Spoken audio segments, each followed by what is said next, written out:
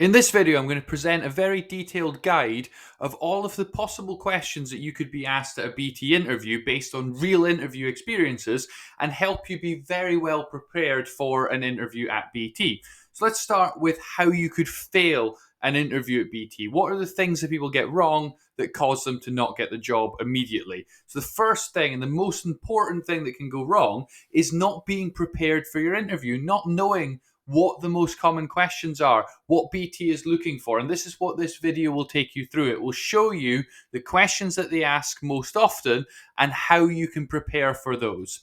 Not bringing the documents they ask for. They may ask you to bring your passport and other identity documents and the right to work in the UK, for example, if you're applying at a UK office. And if you don't bring that, they may not actually interview you. So make sure you've got it.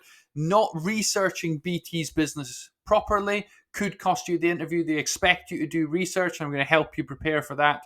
And also, BT does even say on their website that they do check the social media profiles of people going to interview. So I'd recommend that before your interview, or as quick as possible, you set those to private and make sure there's nothing embarrassing there, because they have disclosed that they do check. So beware of that. So the first question that's super important to know is, what can you tell me about BT? And there is no point going to your interview without having good knowledge of BT. If you can't answer this question, or you can't answer questions about BT and the department you're applying for, the interview is not going to go well, and you may just be screened out. So what you need to do is you need to start by saying the basic facts about BT, then move out of the way. Show that you've actually researched it, and then you want to show a few facts that are quite outstanding knowledge, things that only people that have really taken an interest and tried to research it properly would actually know. And the good news for you is I'm going to put on this slide lots of facts that you can take to your interview and things that you can mention so that you can succeed with this question and have the knowledge and the confidence to talk about BT's business throughout the interview. So, of course, the first thing you say in response to this question is that BT stands for British Telecom, and it's based on telephony, broadband, and TV is their main business, though there's more to it. They own a lot of telecom infrastructure, and they own the company Openreach. And Openreach owns the vast majority of all of the underground cables that run our phone systems and run the broadband and internet and fiber. These are all owned by BT, and that's an enormously profitable business. They also have BT Global Services. That's another really important part of their business, and that provides cloud security and networking services. So that describes the majority of their business, but there is more to it. Remember, they are currently trading in over 180 countries. So you've got to realize this is not just a British business supplying services to the UK. It is a global company. The UK is a very important market, but it's not the end of their business. It's only the core of their business. Then you've got the EE mobile network that was acquired by BT. They also own PlusNet. That was another acquisition. They are currently, and probably going to still be, the UK market leader. They lead in the main markets that they operate. They are the only one in the UK market that has what's called a universal service obligation. So they have to be able to provide telephone services, for example, to every single address. They have to have that universal obligation, whereas someone like Virgin Media can say, we're going to do this street, but we're not going to do the next street. That's not okay for BT. They were founded all the way back. If you trace their very first bit of history, you get all the way back to 1846. Of course, they weren't providing broadband then, but they were the electric telegraph company. So that's the oldest company that BT can trace itself back to. It then became the General Post Office and was owned by the government, and was the General Post Office for quite a while, including during the war.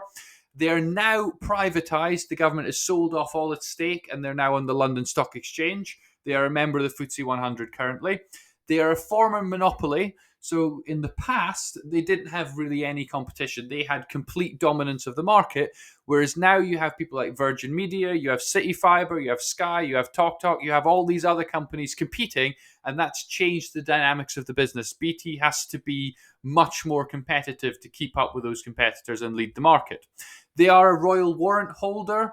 So that's another good thing to mention. And it's a good idea to know who the current CEO is and who the chair of the company is, and just be ready with those names in case you need them. And you can also mention those. My top tips is you can read the BT PLC annual report. That's a company listed in the stock market. It actually publishes an annual report with fantastic, extremely detailed information about how the company's businesses are doing, what the businesses are, and what their strategy is. Read that and you will have an amazing bank of knowledge about the company. And then BT also has lots of very detailed information on their website. So if you look at the About Us pages, you can get lots of information, and you can try and find some things out about the area that you're specifically applying to show even more knowledge. And you can say in your interview that you read the annual report. That's a good thing to show that you've done the research. So that's how you ace this question. Let's move on to another question that they often ask, which is, what is your greatest weakness? This question really isn't very difficult as long as you answer it right. So the first thing I say is pick a weakness, and it has to actually be a real weakness. I don't want you to go to the interview and try and convince them that some fake weakness is really a weakness. So the worst answer is to say, my weakness is I am just a perfectionist. Well, is that really much of a weakness, or is that just you bragging that you're a perfectionist and you want everything to be perfect, and you're trying to convince them that that's really a weakness? That's rubbish. Don't do it. It shows that you can't actually reflect and be critical about yourself. It's showing the wrong values. Don't do it. The next thing you do is you make sure that you actually have a plan to fix it. So you say what you're going to do to get over this. So you could talk about some training that you could be looking for to overcome that, course that you may be planning on doing, or some CPD that you're going to go off and lead yourself. You're going to decide that you want to do that CPD for your own development, not funded by the company, but you're actually going to go out and work on that and improve and overcome that weakness. You want to spend more time talking about what you're doing longer term to overcome that weakness than why this weakness is such an enormous issue to you. The next thing is you have to make sure it's not important to BT. So if you pick something that's actually super important to your job, then you're not going to get the job. So for example, if you were applying for a job as a BT engineer working in Openreach and you say, I refuse to work outside or travel, that you hate any outdoor working, and you're applying to a job that's all about outdoor working, then that's going to be a terrible one. If you're applying to a programming role and you say you hate coding, or you're not very good at programming in a particular language, then you're just going to lose the interview. Don't pick something that's important at all. Otherwise, it'll blow the whole interview. Some ideas of ones that you could use is you could say that spelling doesn't come naturally to you. And remember, you're not writing handwritten letters. So if you've got a problem with spelling, well, you use Word to correct it. You use a grammar program to check your grammar and your spelling, and you're very careful in email to make sure that you've got the correct spelling, and you double check things. Problem solved. Handwriting, if you've got poor handwriting, you just say, I've got really bad handwriting and it's a weakness. I would like to improve my handwriting. And whenever I have to write something on hand, I just can scribble my unreadable handwriting. It's fine for me, but I have to really slow down and think very carefully about writing to be able to write for other people. That's a good weakness to talk about. If you only speak one language, that's not a very good thing. It would be great to learn another language, and you can say that that's something that you're actively planning to do.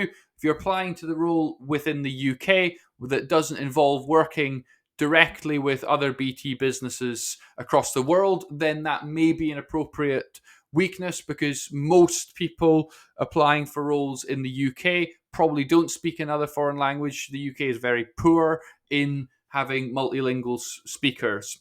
Then delegation, if you're applying to an entry-level role where you're not actually going to delegate, and then taking on too much and then learning how to manage your capacity and being clear about what you can accomplish. That could also be a weakness that you're working on. So that's how you ace this question. Then we've got another one, which is, how would you deal with an angry customer? And there's a simple procedure that you can follow to get a good answer to this. So I'm basically going to tell you the things that you talk about. So the first thing you say is you'll stay calm and don't argue back. Then you say you're going to show that you're actively listening. So if you're got an angry customer on the phone, you're going to listen to what the problem is and understand exactly what's went wrong. If something has gone wrong and it is the company's fault, or something's not being good enough, you're going to sincerely apologize to the customer. You're going to de-escalate. You're going to be calming the situation down, getting everything under control so you can have a good, productive conversation and work towards solving that problem together. You're always going to follow the right BT policies. So whenever you're dealing with an angry customer, you're always going to stick to what BT's policies actually are. And then at the end, you say that your fundamental goal is to fix the customer's problem, fix the cause of their anger, and then resolve the situation. And that's how you answer it. Just go through each of these, and you've got a great ready to go answer for that. The next one they often ask about, and I've seen quite a lot of people's experiences with BT where they've asked this, and they say, what is your greatest accomplishment? And it's not an easy one to come up with when you have maybe 10, 20 seconds to think about it. So it's a good idea to have your greatest accomplishment written down and ready to go in your head. So when they ask this, you've got one to go with and you're confident talking about it. So we'll start with the wrong things to say. So if you just waffle and sort of list all your greatest accomplishments and all your things that you've done that are brilliant and just go on, at age however many months I started walking and that was a great accomplishment, they're not interested. Don't waffle. If you're indecisive and you're saying, well, this is a great accomplishment and this one, but I'm not quite sure which is the greatest one, that just doesn't look good. Indecisive, not a good look in an interview. If it's boastful, where you're really arrogant in presenting your greatest accomplishment and you talk down other people's accomplishments. So you pick an accomplishment where you're saying, I was so much better than everybody else. This team only sold 4, but I sold 49, which was so much higher and so much better than everybody else. And you're using the comparison to make your accomplishment look good. You're putting other people down to make yourself look good. That's the wrong values. Attacking others, wrong thing to do. If you say none, that's awful. And if you pick one that's irrelevant to BT, so you talk about something that will have absolutely no effect at all on your ability to do the job, your basic case about why you're the best candidate, then it's just not going to help you. Focus on the accomplishments that actually match up with your job. You're also trying to get the job here. That's the point of the interview. Focus on something like that. Then you want to be focusing on an accomplishment that's got obviously a very positive result, that shows the skills that BT wants. Think about the job you're applying for. What do they actually need? Look at the job description. And then it shows the right values, because when they ask this, they're going to think about, well, you think this is your greatest accomplishment. Why? What does that tell me about you? So some ideas for inspiration. So if you mentored a new employee to success, so you had someone start at your old company that was new, they didn't know what they were doing, they were struggling, and you gave them lots of help and support and mentored them, and they're now doing phenomenally well in their career and really contributing to the success of the company, and that's got part of your mentoring and your support that helped them get there, then that's a really good accomplishment. Making a difference when you're volunteering, that's a good accomplishment. Where you've actually improved something, made something better. When you've been recognized by management, where someone's actually said, you did an absolutely amazing job on that, that could be somewhere where you can find that.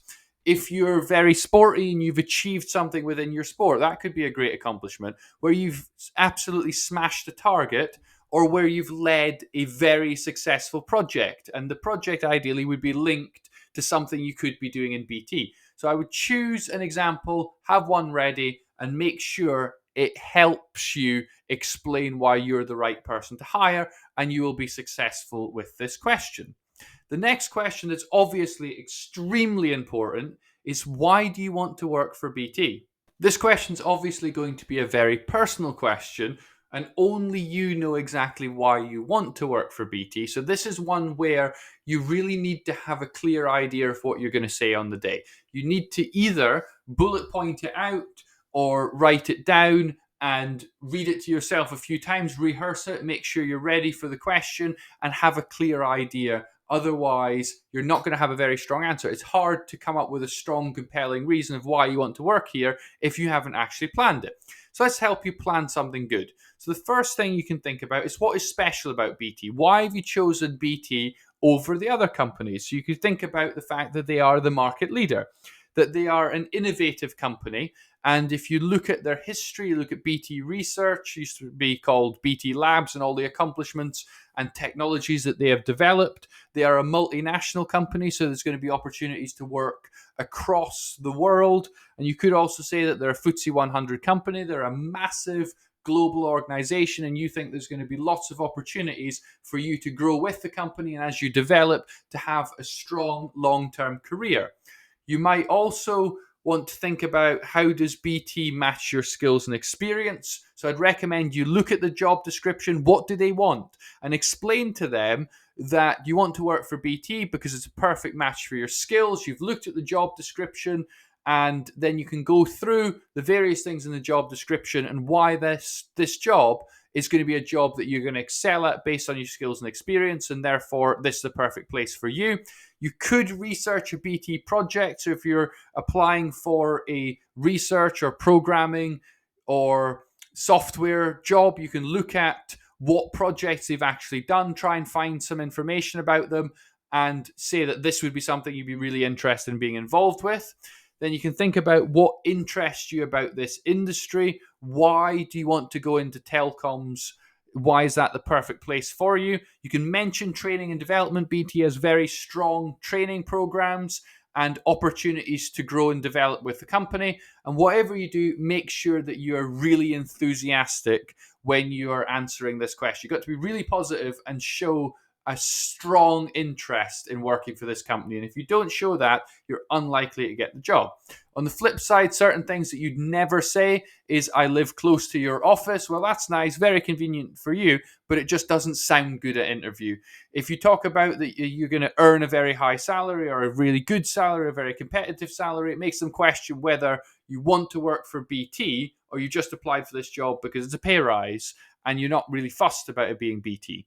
Then if it shows a lack of commitment, if you give any idea that this is a temporary job and you plan to do something else, or that this is a step towards a better job in the future, anything like that will go down very negatively. And just don't talk about anything that's not really important to BT. They want to hear things like why you're going to be a great employee, why your skills are the right match for this company, why your values are the right match. This is what they want to hear. They don't want to hear things that are just not very relevant, like living close to the company, that sort of thing. So focus on the things on that list and have an answer ready, because this question is probably the most common question in all of the interviews at BT. So make sure you plan it, and I would work through those questions and you'll have a great answer ready. So let's now move on to another one. And it's quite a common one that does come up. They say, can you tell me about your hobbies and interests? And you wonder why they ask this. And it's quite a common interview question. And what you need to do is start with something that's actually purposeful. So you want to have something that is a reasonable hobby that's actually going to achieve something. Then it shows desired skills and qualities, and it increases your knowledge. And also you can have hobbies and interests that support well-being, because a happy employee is going to be a more productive employee. So I suggest to plan it around 4 different areas and try and get 3 to 4 of these. So if you can say one for each, that's quite good. If you can only say one for 3, that's fine. So you've got sporting, you've got hobbies, which are doing things. Interest is things that you're interested in learning about. That's a kind of intellectual academic sort of thing. And then you've got the career linked, some hobbies and interests that might actually match up with your career. So for sporting, you can say that it supports your well-being, relieves stress, and keeps me healthy. So pick a sport or something active, fitness-based, and explain that those are the reasons why you like to do that. Then for a hobby, you might have something like reading, music, art, those sort of things, something that you do that you really enjoy and be really passionate about it. Then interest could be like learning a language. That would be a good one. Travel, and you can link that to BT having businesses all over the world and how you like to learn about new cultures, and that would help you in your role with BT. And then anything that you're extremely knowledgeable about, that could be your interest. But do be ready. If you say that you've got a really big interest in a particular area of history and the person interviewing you also knows something about that, they may ask 1 or 2 simple questions about it and then gauge that maybe this isn't really your interest because you don't know the basics and you get caught out there. So if you do say an interest, make sure you can actually back it up. If you say you like learning languages, you like to learn to speak French, and you speak good French, and then the interviewer switches to speaking French for 5 minutes, then that's going to be a problem if you can't actually speak French. So do be prepared that you might get follow-up questions. Then career-linked ones, if you can, pick a hobby or an interest that links to your career. So if you're blogging and you've got a very professional blog that you wouldn't mind them actually looking up and reading, and you're applying for a job that's got lots of communications involved, you could link that to your communication skills. You've got volunteering, that's brilliant experience, definitely mention that. Or if you are applying for a very technical role and you like programming, or you developed and built something yourself, that's a really good thing to talk about in your interview. So basically pick 3 or 4 of those categories and just describe those, and then show off any learning, experience, and skills that you get through those, and then that will give you a strong answer. The next one is the tell me about a time you did this. And the most common one is tell me about a time you overcame a difficult situation. And for this question, you have to plan it out very carefully. I'm going to show you how you can plan out and answer tell me about a time questions. So what they want is they want to see professionalism. They want to see something difficult, but that you did the right thing.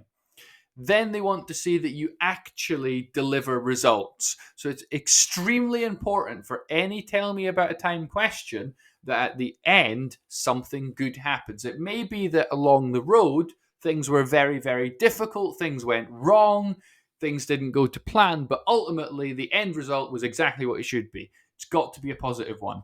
So you've got to have one that's work related. Don't talk about things that are not related to your work. They want to hear about professional experience. Don't bash a former employer or employees or managers. If you pick a situation that was difficult and use it as an opportunity to talk about how awful your former employer was, that's going to be very negative. Don't do it. Then, most importantly, you've got to get a positive result. So difficult situations could be something like challenging underperformance in your team, where someone's just not pulling their weight and you have to have awkward conversations to challenge that underperformance, but you brought about improvements in their performance. If you had to meet an extremely tight deadline that seemed impossible, but you actually succeeded in doing that. If you had to deal with an emergency, had to basically step up and lead a project or something unexpectedly. So someone else was in charge, but then they left or they weren't able to do that, and suddenly it fell to you to take over, and you stood up and you led that to a success. Or if you had to deal with conflict and you dealt with it very professionally. Of course, you won't name people specifically or give too much detail that would identify someone, because that's not quite right, but you talk about it in a general way. So that's the sort of thing. So think very carefully about any times where these sort of things happen, and have an overcoming a difficult situation example ready for your interview. Then you can think about how you can answer this. You start with a situation, then the task, then the actions you took, and then the result. And this is not just for overcoming a difficult situation. This is for any question that starts with tell me about a time or give me an example where you. Any of those questions, you use what's called the STAR technique. Situation, task, action, result. So the situation, when and where did this happen? The task, what did you need to do to ensure success? What obstacles did you need to overcome? So what was the actual thing that you had to do? Then action, what did you do? And then the result, what was the end positive result of what you did? And that's how you answer it. You just go through the STAR technique. Pick your example and then just say all these things, and you'll fly through this question. I would recommend, based on my research of BT interviews, and most common ones, is have an example of where you gave great customer service or you received great customer service, where you've dealt with conflict, where you've worked well in a team, or where you've worked under a lot of pressure or had to meet a very tough deadline. So I'd have an example for each of these ready. Feel free to screenshot this page or take a note of those and have an example of all of those. That's not every single possible tell me about a time question, but these are the most common ones, and it's good to have an example ready.